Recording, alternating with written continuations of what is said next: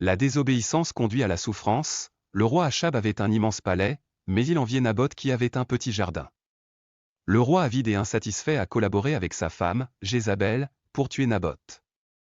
Les Écritures saintes rapportent l'incident. Après ces événements, Naboth de Jizril avait une vigne qui se trouvait à Jizril, près du palais d'Achab, roi de Samarie.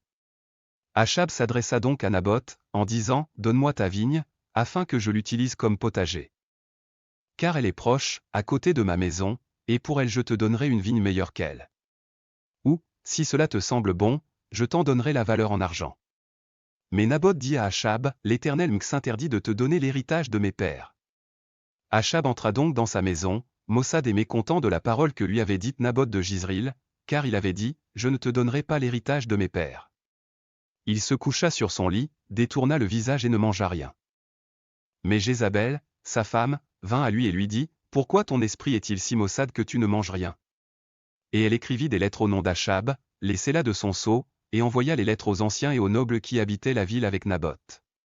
Elle écrivit dans ces lettres, « Proclamez un jeûne, et faites asseoir Naboth avec un grand honneur parmi le peuple, et faites asseoir devant lui 2 hommes, des canailles, pour qu'ils témoignent contre lui, en disant, Tu as blasphémé Dieu et le roi.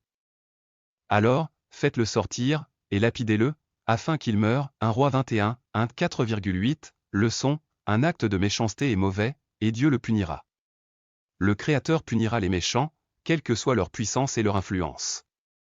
Si elle ne se repent pas, une personne méchante finira dans le feu de l'enfer, où il y aura des tourments éternels. Cependant, le mot méchanceté n'est pas visiblement écrit sur le front de qui que ce soit. La plupart des méchants ne se rendent pas compte de qui ils sont. À moins qu'ils ne se soient correctement évalués.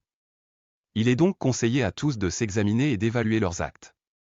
Chacun devrait pouvoir conclure honnêtement s'il s'est engagé dans des activités méchantes qui nécessitent une repentance. Dieu aime et pardonne, il pardonnera et accordera une seconde chance à toute personne qui se repent de sa méchanceté. La prière, cher Dieu, pardonnez-moi tout acte malveillant que j'ai commis. Je suis désolé pour chaque acte malfaisant que j'ai commis. Je me repens de toute ma méchanceté aujourd'hui, et je n'y retournerai plus jamais.